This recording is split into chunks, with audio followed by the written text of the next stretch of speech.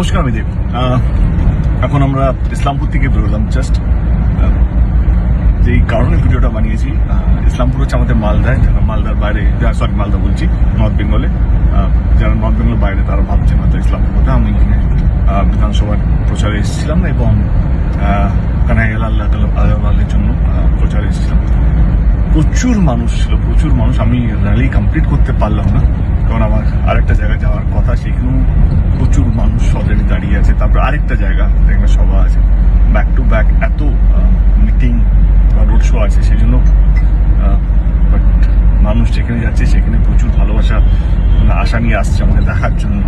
আমি খুব দুঃখিত, আমি পুরো মানে আমার হিসেবে র্যালিটা পুরো করেছি, কিন্তু মানুষ যে 10 কিলোমিটার 12 কিলোমিটার লম্বা লাইন লাগিয়ে গাড়িতে আসার সময় দেখছিলাম, প্রচুর মানুষ এখন আশা নিয়ে বসে আছে কি আমি আসবো হয়তো।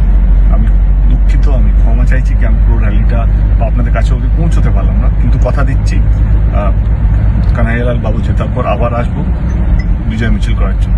ভালো থাকবেন, সুস্থ থাকবেন এবং এই গরম নিজেদের লক্ষ্য রাখবেন।